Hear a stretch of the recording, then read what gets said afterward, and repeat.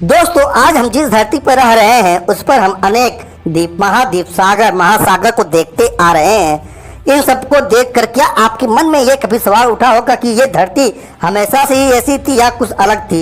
इस पर रहने वाले जीव जंतु हमेशा से ही ऐसे थे या फिर कुछ अलग थे? ये तो हम सभी जानते हैं कि शुरुआत में जब पृथ्वी का जन्म हुआ तो उस वक्त इस पर जीवन मुमकिन नहीं था, क्योंकि ये एक आग के गोले की तरह गर्म थी जो कुछ वक्त के साथ धीरे धीरे ठंडी होती चली गई। पृथ्वी के बाद चंद्रमा का जन्म हुआ।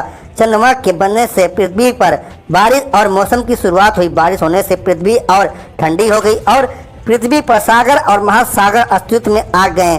सबसे पहले पृथ्वी पे रहने वाले जीव जंतु पैदा हुए। इस तरह पृथ्वी पर जीवन की शुरुआत हुई। ये तो बात रही पृथ्वी की शुरुआत की। अब हम बात करेंगे कि आखिर पृथ्वी पर इतने सारे अलग अलग देश कैसे बने। जब हम इस पूरी दुनिया के नक्शे को देखते हैं तो उस पर कई देशों की बनावट हमें नजर आती है। सवाल उठता है कि क्या ये देश हमेशा से ही ऐसा आकार लिए थे, मतलब कि इनकी बनावट इसी तरह ही थी या कुछ अलग थी? अगर आप भी ऐसा सोचते हैं तो आपको इस सवालों का जवाब जानना बहुत जरूरी है। पृथ्वी से जुड़ी तमाम जानकारियां लेने के लिए हमारे साथ वीडियो के लास्ट तक बने रहें। आज हम जिस देश में रह रहे हैं इस देश को बड़े गर्व से कहते हैं ये हमारा भारत महान है। सालों पहले जिस देश को लेकर अल्लामा इकबाल साहब ने कहा था कि सारे जहां से अच्छा हिंदुस्तान हमारा, हम बुलबुले हैं इसकी और गुलसिता हमारा हमारा। अब हमें इस अपने प्यारे देश के बारे में भी ये जानना जरूरी है कि हमारा देश भारत कैसे बना और इसकी बनावट की वजह क्या रही। तो चलिए शुरू करते हैं। आज हम अपने मानचित्र में या सैटेलाइट से जिस धरती को देखते हैं, असल में करोड़ों साल पहले ये धरती बिल्कुल ऐसी नहीं थी जैसी आज है। आज से लगभग 225 मिलियन साल पहले धरती पर अलग अलग टुकड़ों में बटे हुए देश नहीं थे, बल्कि धरती के हिस्सा आपस में जुड़ा हुआ था। धरती के इस बड़े हिस्से को पेंजिया नाम से जाना जाता था। करोड़ों साल पहले जब पेंजिया महाखंड पृथ्वी के गर्भ में प्लेटें खिसकने की वजह से टूटा तो इसके दो हिस्से बने। इसके दक्षिणी भाग को गोंडवाना लैंड और उत्तरी भाग को लॉरेशिया नाम से जाना जाता है। धरती के इस दोनों हिस्से के बीच जो समुद्री खाई बनी उस समुद्र को प्रोमोटेसिस के नाम से जाना जाता था। पृथ्वी की इस प्रक्रिया को पूरा होने में करोड़ों साल का वक्त लगा। लॉरेशिया और गोंडवाना के हिस्से को अलग अलग टूटने से आज के विभिन्न देश अस्तित्व में आए। समुद्र के पानी पर तैरने की वजह से जमीन के हिस्से अलग अलग होने लगे। ये हिस्से अपने मौजूद जगह से हटकर दूसरी जगह जाने लगे और मीलों दूर जाने के बाद ठहर गए। पेंजिया विशाल खंड की टूटने की शुरुआत दक्षिणी गोल्फ में मौजूद अंटार्कटिक सर्कल से हुई थी, जिसके बाद अटलांटिक, ऑस्ट्रेलिया, भारत, दक्षिण अमेरिका और अफ्रीका जैसे देशों का जन्म हुआ। पृथ्वी के गर्भ में प्लेटें लगातार खिसकती रहीं। इस वजह से पृथ्वी के पेंजिया महाखंड से टूट टूट कर कई खंड बन गए और हमारी धरती में बदलाव पैदा हो गया। लॉरेशिया से अलग हुए खंडों से यूरोप, एशिया और नॉर्थ अमेरिका जैसे देशों का निर्माण हुआ, जबकि गोंडवाना लैंड से अलग हुए हिस्से वाले देश अफ्रीका, ऑस्ट्रेलिया के नाम से जाने गए। इस तरह से धरती पर पेंजिया महाखंड टूटकर कई देशों की बनाने की वजह बन गई। अब बात आती है हमारे देश भारत की बनावट के बारे में। तो आज के वक्त में हमारा देश भारत एशिया महाद्वीप का हिस्सा है, लेकिन ये हमेशा से एशिया महाद्वीप का हिस्सा नहीं था, क्योंकि हमारा देश पेंजिया महाखंड के हिस्से गोंडवाना लैंड का हिस्सा था। पृथ्वी गर्भ में खिसकने वाली प्लेटों की वजह से यह धीरे धीरे एशिया महाद्वीप की ओर खिसकता चला आया। यह प्रक्रिया लाखों करोड़ों साल तक चलती रही और आखिर में पृथ्वी का हिस्सा वर्तमान समय में लद्दाख नाम से जाने जाने वाले हिस्से जाकर मिला। इस तरह गोंडवाना लैंड से अलग हुआ एक हिस्सा एशिया महाद्वीप का महत्वपूर्ण देश भारत बन गया।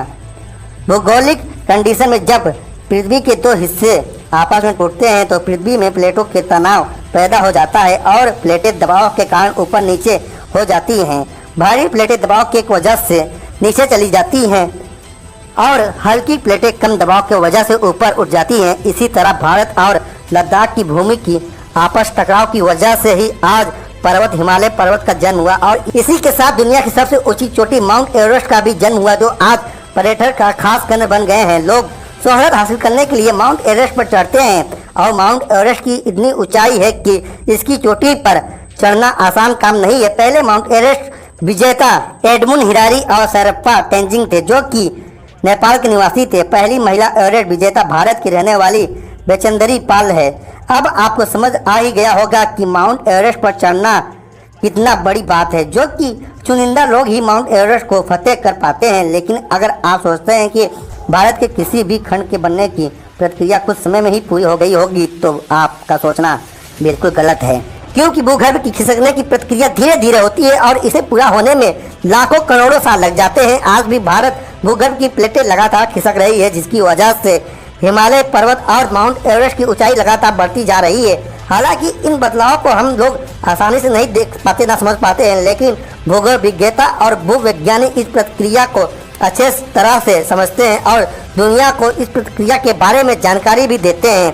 धरती के विशाल महाखंड पेंजिया और इसके विखंडन की थ्योरी को दुनिया के सामने लाने वाले अल्फ्रेड विजनर है। अल्फ्रेड विजनर एक जर्मन पोलर रिसर्च जियो फिजिसिस्ट और मौसम वैज्ञानिक थे, जिन्होंने मौसम और धरती के हो रहे बदलाव की रिसर्च की थी और दुनिया को धरती की बनावट और उसकी विखंडन के बारे में बताया था।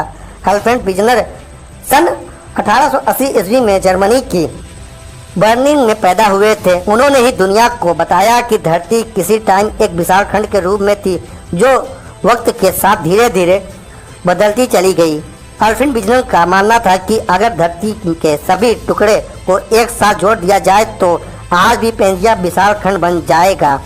अल्फ्रेड विजनर ने पृथ्वी के अलग अलग हिस्सों की जांच करने के बाद बताया कि पृथ्वी के सभी हिस्से आपस में किसी न किसी तरह जुड़े हैं। उन्होंने ही अपनी रिसर्च में भूमि पर सबसे पहले रेंगने वाले जंतुओं के अस्तित्व में आने की बात कही। अल्फ्रेड विजनर की रिसर्च ने ही धरती के निर्माण और बदलाव समझने में भूवैज्ञानिक और भूगोल विज्ञताओं और दुनिया के सभी इंसानों की बहुत मदद की।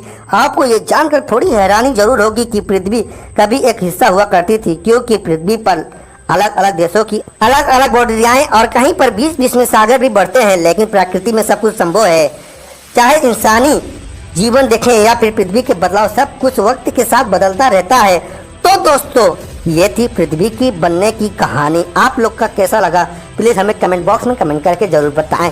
दोस्तों, अगर यह वीडियो आप लोग को अच्छी लगी हो तो वीडियो को एक लाइक कर दें, चैनल पर नए आए हो तो चैनल को सब्सक्राइब कर दें, बेल आइकन को ऑन कर दें और बने रहिए आप लोग हमारे इस यूट्यूब वीडियो के साथ, यूट्यूब चैनल के साथ। तब तक लिए जय हिंद दोस्तों।